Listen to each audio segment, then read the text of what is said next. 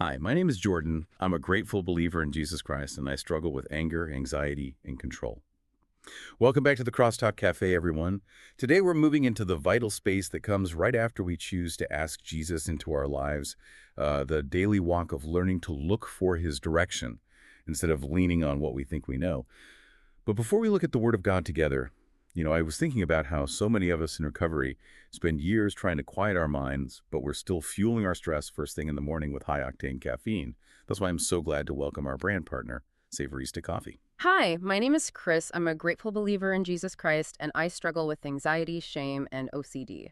Mm. Oh, absolutely. Savorista hits right at the heart of the recovery lifestyle. Their founder, Kate Brown, created craft decaf and half-calf coffee out of her own story of realizing caffeine was just amplifying her stress. Her whole focus is built on less hustle and more intention. Our listeners can go to savorista.com and enter the promo code PCBC to get 25% off. It really helps you pause and savor life instead of constantly running on high alert overdrive. And speaking of creating a calm space for mind and body, another major area where we need rest is getting actual restorative sleep. That's why we're also so grateful to welcome Cozy Earth to the cafe today. And listeners, take note. Right now, from July 8th through July 14th, our Cozy Earth discount automatically increases to a huge 30% off. That is such an incredible deal. Cozy Earth completely redefines sleep comfort with their bedding and pajamas made from premium viscose from bamboo, which naturally wicks moisture to keep hot sleepers cool and dry all night long. Thousands of five-star customer reviews call these sheets buttery soft, and they back everything with a 100-night sleep trial and a 10-year warranty. Our listeners can head over to CozyEarth.com and use that exact same promo code PCBC to get that limited-time 30% off any product between July 8th and July 14th. Be sure to take advantage of that 30% discount this week. And because we earn a commission when you use our code PCDC at checkout for either of these brands, you're directly supporting the show and the ministry here at the cafe. But now, let's step completely out of commercial mode. Let's talk heart to heart about how relying solely on our own finite human perspective is exactly what broke down our lives in the first place, and why the path forward requires us to trust a God who guides our path with every single step. Yeah. When you really truly sit with that reality, it completely flips how we generally view survival, doesn't it? Oh, totally. Because in almost every other area of human experience, developing a reliable survival skill is, universally viewed as a positive achievement. Right, like a good thing. Exactly. You learn to forage for food in the wilderness, you learn to swim in deep water, or you learn to perform CPR. You acquire the knowledge, you apply it, and it preserves your life. It literally keeps you breathing. And society rewards that. Yes. We are conditioned from a very young age to view self-reliance as the ultimate pinnacle of maturity. We celebrate the person who has everything figured out, The self-made person. Right. The person who doesn't need help, the one who can independently calculate their way out of any difficult circumstance. Yeah, and we build entire identities around being that capable one. I know I did. Oh, same here. You want to be the one who has the answer, the one who fixes the problem. And this is the massive shift. When we transition into the realm of our emotional and spiritual health, specifically the journey of moving from a life dominated by control into genuine freedom, that cultural logic just totally shatters. It really does. It falls apart. It falls apart because the very skills we develop to preserve ourselves actually become the specific weights pulling us underwater. Wow. Yeah, that's heavy. Right. Our intense need to control outcomes, our independent mental calculations, our constant panic, those aren't saving us anymore. They are the exact mechanisms driving our lives into profound unmanageability. To put a finer point on it, recognizing the total undeniable bankruptcy of our personal perspective is the mandatory threshold for any real transformation. Mandatory threshold. Right. You simply cannot begin the process of healing until you arrive at the deeply uncomfortable realization that your internal navigation system is profoundly broken. It's just steering you wrong every time. Exactly.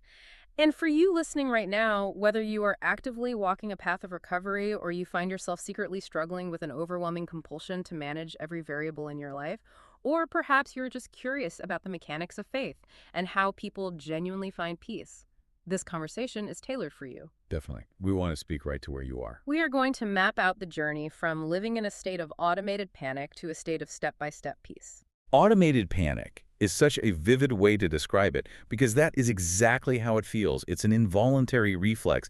And, the wisdom we are exploring today doesn't shy away from this harsh reality at all. Relying entirely on our own independent calculations and our own flawed definitions of safety is precisely what creates chaos. Because we think we're being rational, right? Exactly. Yeah. We tend to view our minds as these highly objective, rational, calculating machines. We really think we are assessing reality clearly.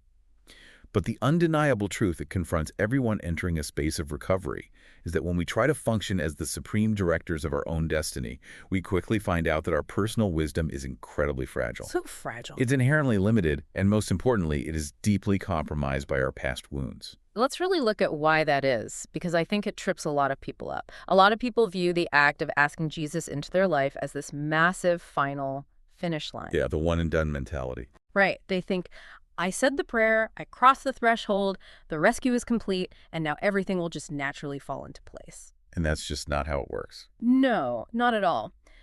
This initial act of faith is merely a starting line. It is a monumental threshold, absolutely, but it is just the beginning of a lifelong, relentless realignment. The shift that is actually required for lasting freedom is a daily, deliberate movement away from self-governance. Which is so hard to do. It's incredibly hard. It requires pursuing divine will, not just in the big things, but in every single interaction, every relationship, every logistical choice we make throughout the day. Which, that sounds completely overwhelming at first, surrendering every single interaction. Right. But if we look closer at the behavioral patterns mentioned in our discussion of those automated panic routines, we start to see why this level of surrender is so essential. Right. We have to look at the why behind it.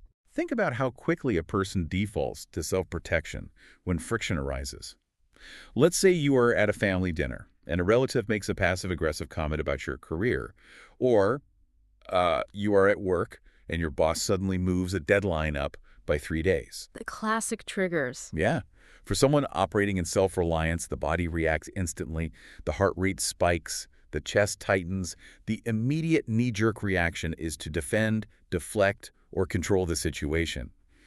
Why is that? Why do we instantly default to those panic routines? Well, it's because of how our past experiences have shaped our immediate interpretations of reality. Okay, explain that a bit more. When friction occurs, or when we perceive a threat, our conditioned response tells us to rely strictly on what we can see, feel, and analyze in that isolated moment.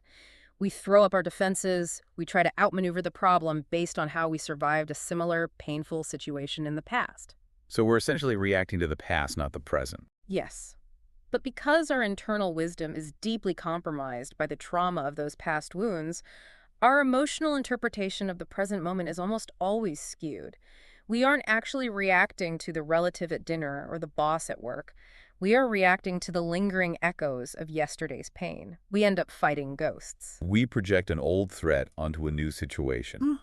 It reminds me of trying to navigate your way out of a dense, thorny, incredibly dangerous hedge maze. Oh, that's a good picture. Right. So imagine you are trapped in this maze, and the only thing you have to guide you is a map. But you drew this map yourself years ago while you were blindfolded and while you were actively being chased by something terrifying. Wow, so it's completely inaccurate. Completely, and yet you are gripping this inaccurate panic drawing as if it is the absolute unquestionable truth. And even when someone stands outside the maze and offers you the correct directions, you refuse to listen because you are so fiercely attached to your blindfolded map. That perfectly captures the tragedy of self-reliance, doesn't it? The map is completely useless for finding actual freedom, but it is yours. You created it. Yeah, it belongs to you. So you choose to trust the familiar chaos of your own flawed directions over the unknown variables of someone else's guidance. The familiar pain just feels safer than the vulnerable unknown. I think this is where a lot of people get stuck, and I really want to press into this. If our own logic, our own blindfolded map is exactly what broke our lives down, if it's the very thing that drove us into despair and brought us to the doors of recovery in the first place, why is human nature so fiercely, stubbornly resistant to just letting go of the steering wheel? It's a paradox. It really is. Why do we fight so hard to maintain control when our track record proves we aren't good at it? I'd say it's because letting go of that flawed map requires us to place our trust in a superior navigator. And trust inherently demands vulnerability. And vulnerability is terrifying. Exactly. To a mind that has been repeatedly wounded, disappointed, or betrayed, Vulnerability doesn't just feel risky. It feels like stepping off a cliff. It feels like an emotional free fall into absolute nothingness. That's so true. We hold onto the steering wheel with such a desperate grip because even if we know we are driving our life straight into a ditch, the human ego finds a twisted sense of comfort in being the one choosing the ditch. Wow. Choosing the ditch, that is, yeah. Right. Surrendering control means admitting a profound helplessness. It requires looking at reality and saying, I do not know the way. And that admission terrifies the pride of the human intellect. That fear of the free fall is so universal, and it brings us directly to the specific blueprint for navigating this exact transition. The wisdom we are looking at doesn't just diagnose the problem and leave us hanging over the cliff. It points us to a very clear instruction found in Proverbs chapter 3, verses 5 and 6. The command is beautifully clear, but incredibly challenging to execute in real life. It says, trust in the Lord with all your heart, and lean not on your own understanding. In all your ways submit to him, and he will make your path straight. Lean not on your own understanding. That one phrase actively dismantles the entire cultural framework of self-reliance we discussed earlier. It really does. It strikes right at the core. It directly challenges the pride of our intellect. And what is so compelling is how the principle of trusting with all the heart is defined in practice. It doesn't just mean having a positive attitude about God, like, oh yeah, God is good. Right. It goes much deeper than that. It means leaving zero hidden reserves of self-protection. It means maintaining no secondary contingency plans for your life. That is the defining feature of comprehensive vulnerability. You are making a conscious decision to refuse to hold back any single category of your existence from divine supervision. You can't compartmentalize it. No, you aren't playing a game of negotiation where you say, okay, Lord, you can have my Sunday mornings and you can guide my career choices, but I am going to keep a tight, independent grip on my dating life or my finances or how I handle conflict, just in case things don't work out. Just in case. Yeah. That is the whisper of the ego trying to stay alive. We keep those contingency plans tucked away just in case God doesn't show up the way we want him to. But there is a powerful way to describe this kind of self-reliance. It is compared to leaning on a broken reed that will always pierce the hand that rests upon it. If you picture a tall, thick piece of river reed, from a distance it might look like a sturdy walking stick. It looks like it can actually support your weight. Like it's a solid piece of wood. Right. But the moment you actually become tired out and lean your full body weight onto it, the fragile wood splinters, it snaps under the pressure, and the jagged edge drives right up into the palm of your hand. Yeah, that's visceral. That is what leaning on our own understanding does. Relying on what we can immediately see and feel is fundamentally dangerous when our vision is compromised. Our culture tells us we can analyze, budget, and maneuver our way out of any difficult situation. But this principle warns us that our analytical methods, when divorced from divine guidance, are nothing more than a broken reed. They will inevitably cause us more pain. Okay, I have to step in and push back on this concept on behalf of you, the listener, because this is where a lot of friction happens in the real world. Let's hear it. In modern society, we are actively, aggressively conditioned to always have a backup plan. It is considered deeply irresponsible not to have one. We are told to have an emergency fund for our finances. We draft prenuptial agreements as exit strategies in relationships. We buy insurance for absolutely everything we own. We are taught that self-protection is just basic maturity. So if this journey requires a comprehensive vulnerability that holds nothing back, how does a person practically abandon their contingency plans without feeling completely, utterly reckless? How do you let go of the backup plan without feeling like you were acting irresponsibly? That is the crucial tension of this whole process right there. And I think the fear is entirely valid. The answer begins by examining why abandoning those safety nets feels so reckless to us in the first place. Okay, so why does it feel that way? It feels irresponsible solely because of how severely limited our vision is. Yeah. We believe we desperately need a backup plan because, at our core, we believe we are navigating the hostile, unknown variables of the future completely alone. We think it's all up to us. Yeah, that it all rests on our shoulders. Exactly. But the profound transition we are talking about here isn't just about throwing away your savings account and hoping for the best. It's about shifting our ultimate reliance from our finite, restricted perspective over to an infinite one. It bridges us into this fascinating contrast between our earthbound human perception and God's eternal context. I want to spend some real time on that contrast because it fundamentally reframes what a safety net actually is. When we look at human perception, we have to admit that it is entirely earthbound. We are finite creatures. Very finite. We are strictly bound by the laws of time and space, Right. which means we only ever possess the ability to see the immediate present. We cannot see what happens 5 minutes from now, let alone 5 years from now. We operate in a severely restricted dimension. We are wonderfully human, but that means we can only process the here and now. But God's dimension operates completely outside those human limitations. He's not bound by time. No, he exists entirely outside the boundaries of time. He fully understands the forever behind us, the complete history of all causes and effects, and the forever beyond our current circumstances. The forever behind and the forever beyond. That completely dwarfs our present anxieties. Meanwhile, down here in the immediate present, our interpretations of reality are constantly being warped and distorted. We aren't just limited by time. Our views are actively skewed by our personal biases, our physical fatigue, our current emotional moods, and the lingering echoes of those past trials we talked about. Which explains why our conclusions about what is best for us are so frequently flawed. We simply cannot see around the corner of tomorrow. We just can't. We cannot possibly predict how a decision we make today, based on a temporary wave of anxiety, is going to ripple across the lives of our family members next year. We don't have the data. But God's wisdom is completely uncompromised by panic. His knowledge encompasses every single hidden variable, every unforeseen consequence, every unseen intention in the hearts of others. There is an analogy for our limited sight that I find incredibly helpful. Imagine you are a traveler trying to navigate a massive, complex, unfolding landscape. Like a giant mountain range or something. Yeah, there are mountains, rivers, valleys, and changing weather patterns. But you aren't looking at this landscape openly. You are looking at it through a tiny, microscopic pinhole poked in a piece of cardboard. Oh, wow. So your field of vision is just drastically reduced. Violently restricted. Yeah. And because of that, you end up confusing your narrow, tiny glimpse of the immediate moment with a complete, objective picture of reality. And when you are restricted to looking through a tiny pinhole, anything that passes directly in front of your eye looks like a massive, insurmountable obstacle. It blocks out everything else. Yes. A single falling leaf suddenly looks like a boulder blocking out the sun. You have zero context for the landscape around it. You don't know that the obstacle is temporary or that there is a clear path just 3 inches to the left.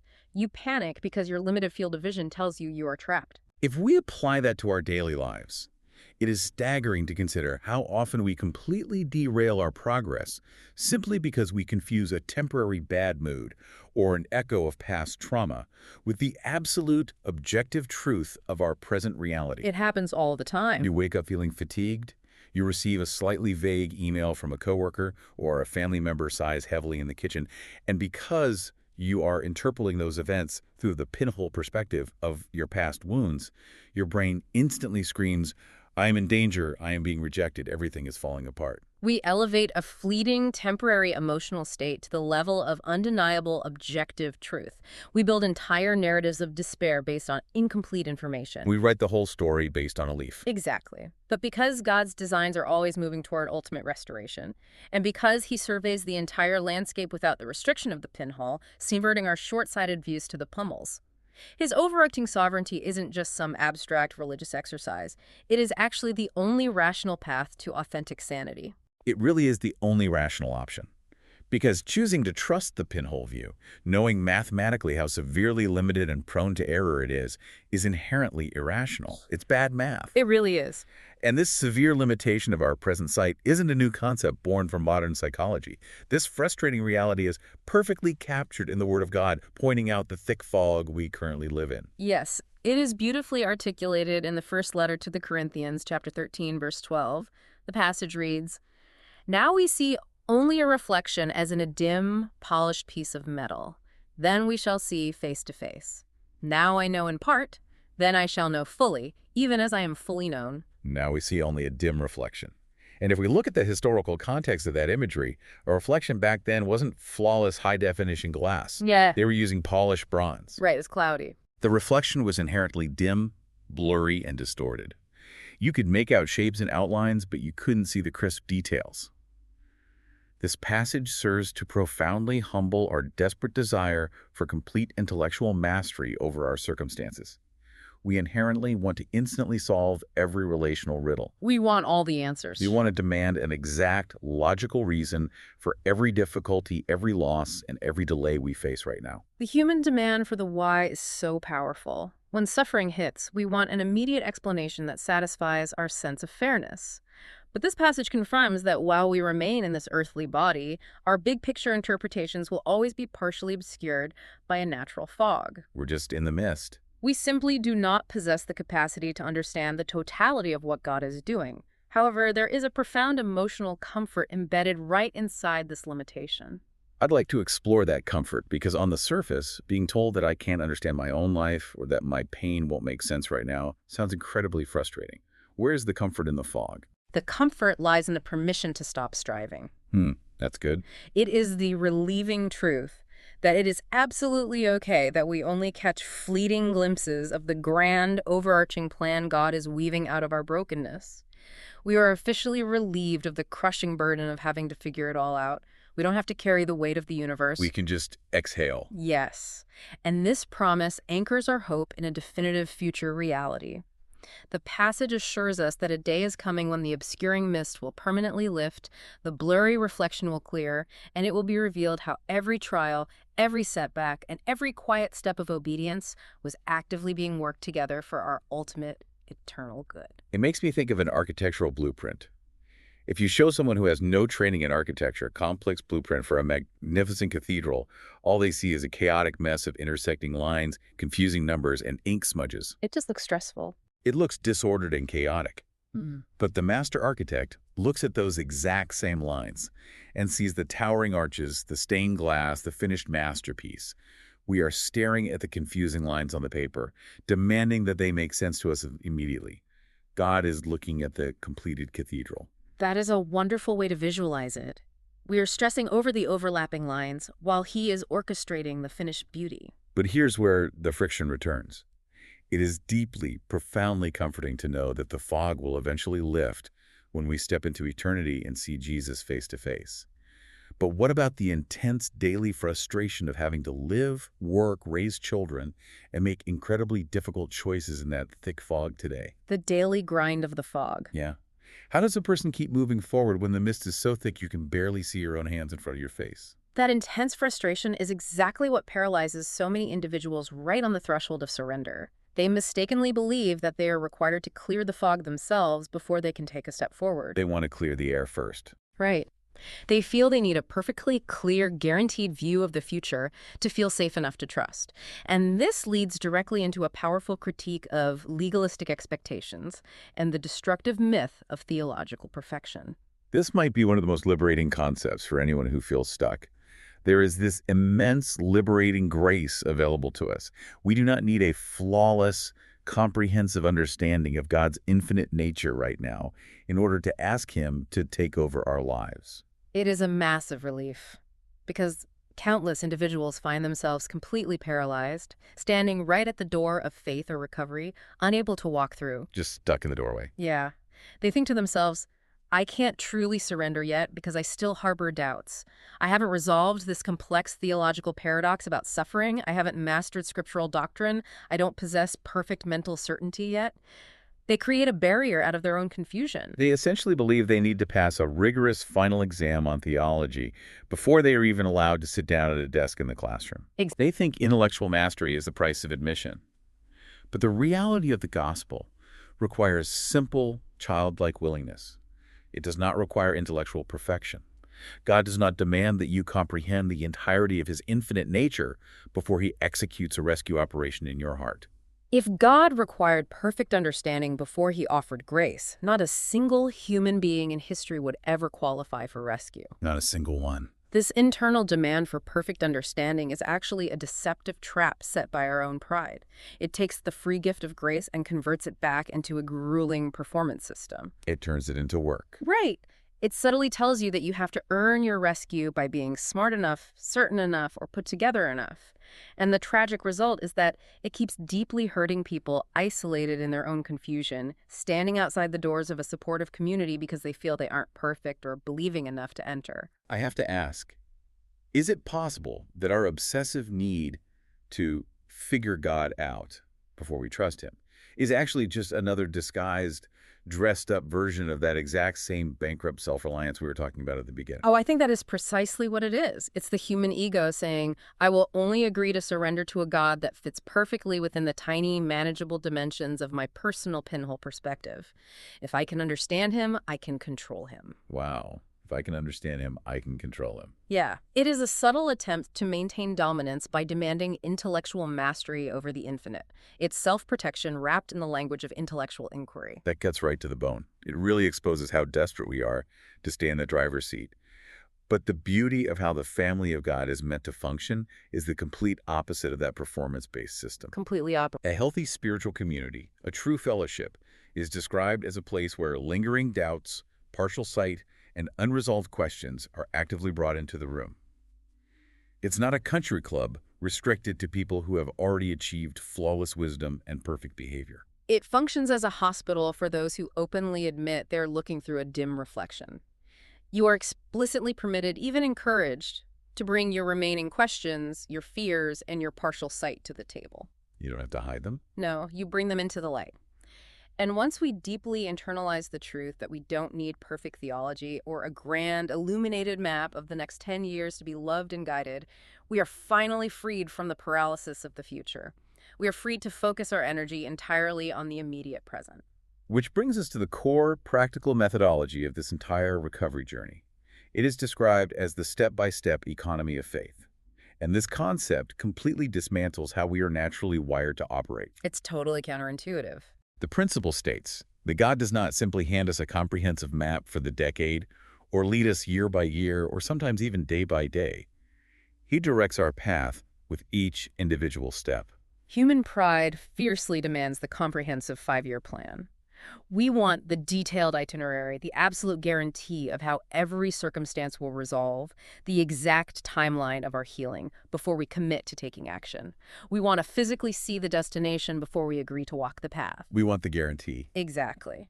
But the economy of faith strictly requires us to walk by trust, not by sight. I picture it like driving a car through a winding mountain pass on a pitch-black night during a storm. Your headlights do not illuminate your final destination 50 miles away. Right, they don't shine that far. They don't even illuminate the next town or the valley below. They only show you the next 20 or 30 feet of wet asphalt right in front of your bumper. But you can make the entire perilous journey safely just by consistently trusting that immediate moving light. You do not need to see mile 50 to successfully navigate mile 1. That is a brilliant way to understand how the light of God's Word operates in our lives. It is specifically engineered to illuminate the immediate step right in front of your feet. It gives you just enough light to make the next correct choice. Just enough for the next step. Right. And when you finally surrender your desperate, exhausting demand for the big picture, something truly incredible happens to your mental health. You actively dismantle the crushing, overwhelming anxiety of tomorrow. This is so profoundly liberating for you listening right now, wherever you are. Really let this sink in. You do not have to figure out how you are going to maintain your sobriety or save your marriage or keep your sanity over the next 10 years. The thought of managing 10 years is terrifying. The weight of trying to manage a decade of unknown variables would crush anyone. You only have to trust Jesus for the next conversation, the next financial choice, the next hour of your day. Because he is actively, intimately guiding your feet with perfect precision through the immediate reality of the present moment, you aren't responsible for securing 10 years from now. You're just responsible for right now. Exactly. You are only responsible for stepping into the small circle of light that the headlights are illuminating right now. You just have to do the next right thing. It's a beautiful rhythm to live by, but let's be honest about human nature for a second. Our minds are incredibly stubborn. Even if we fully embrace this step-by-step lifestyle conceptually, if we attempt to execute it in total isolation, we will inevitably drift right back into our old, familiar habits of constantly being on guard. Oh, 100%. Our brains will seek out the old panic routines. This wisdom recognizes that tendency and provides a highly specific physical anchor to prevent that backward drift. That is so true, because left entirely to our own devices, our minds will seek the path of least resistance, which usually leads straight back to those deeply grooved patterns of self-protection and isolation. We require a tangible physical sanctuary where we can collectively step off the world's exhausting performance wheel. We need a place to go. Yes. And there is a specific physical anchor highlighted for this journey. The weekly routine of Celebrate Recovery at Peters Creek Baptist Church in South Park, Pennsylvania. The structure of their Friday night schedule is laid out with incredible precision, and it's worth examining how intentional this progression is. It's not just a random gathering of people. It's a carefully engineered sequence designed to walk a person out of hiding. The sequence is everything. It really is. It begins at 6:30 p.m. with large group worship. This dedicated time involves corporate praise, biblical teaching, and real-life testimonies.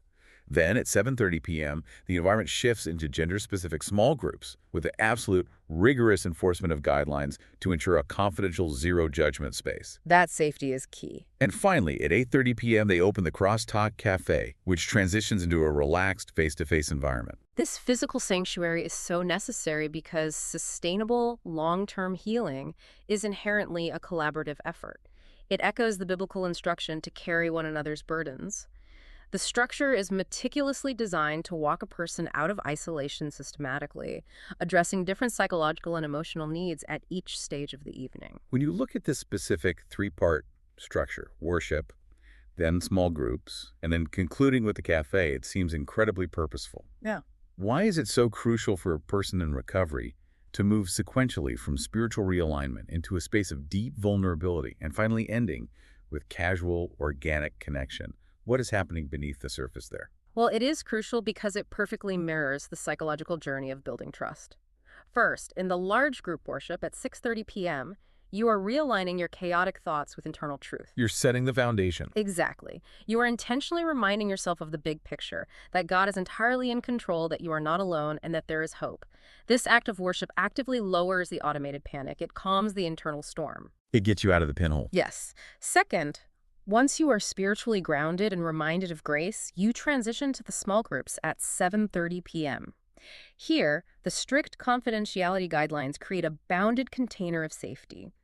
This allows you to expose your partial understanding, voice your raw struggles, and name your pain without the fear of judgment or unsolicited advice. You practice the terrifying act of vulnerability in a protected space. You bring the chaotic, tangled lines of your blueprint into the light and let others acknowledge how hard it is to look at. Exactly. And then third, having done the heavy, draining emotional work of vulnerability, you transition to the Crosstalk Cafe at 8:30 p.m. This is where you practice integrating back into normal, healthy social dynamics. You learn how to just be a person again. Right. It provides an avenue for organic connection, finding a sponsor, and establishing healthy peer accountability. It removes the final lingering barriers of isolation. It proves to your nervous system that you can be fully known, flaws, doubts, and all, and still be warmly accepted in a community setting. You relearn how to socialize without needing your defensive layers. It gives you practical, immediate next steps to implement every single concept we've talked about today. You don't have to figure it out alone in your living room, holding on for dear life. And there is a very specific invitation extended to you today. If you are listening to us right now and you happen to live in the local South Park or Bethel Park communities or anywhere in the broader Western Pennsylvania region, there is an urgent personal invitation for you to walk through those doors this coming Friday night. And if you are listening from outside of that geographic area, the instruction is just as clear and actionable. You are not left out of this framework. You can visit the national database at crlocator.com. You simply enter your zip code, and it will direct you to find an identical, safe, Bible-centered recovery fellowship operating near you. You can also reach out for direct pastoral recovery leadership. You can contact Craig Amstone at craig.amstone@gmail.all.com, or you can reach out to the Central Church Administration at info@pcbc.church. The resources, the community, and the safe harbor are literally waiting for you to take that first step. If we summarize the overarching journey of our time together today, it really comes down to three vital movements. First, acknowledging the absolute, undeniable bankruptcy of our own finite, earthbound understanding. Second, embracing the step-by-step guidance of a God who operates outside of time and sees the eternal context. And the third. And third, anchoring that newfound faith in a physical, accountable community so we don't slowly drift back into the familiar darkness of isolation. And as we close our time together, we'll leave you with one final provocative thought to mull over in the quiet moments of your day. Sorry. We spend a lot of time discussing how God operates outside the boundaries of time. He fully understands the forever behind you, and he is already present in the forever beyond you. He's already there. So If God exists outside of time and is already standing perfectly secure in your tomorrow, flawlessly handling the eternal context of your life, what is the one immediate step right in front of your feet today that you have been terrified to take, simply because you couldn't see the step after it? That really is the ultimate question, isn't it? Stop leaning on your own finite pinhole perspective. Trust the headlights and take that step. We are always here to help you explore the knowledge that matters. Thanks for joining us at the cafe.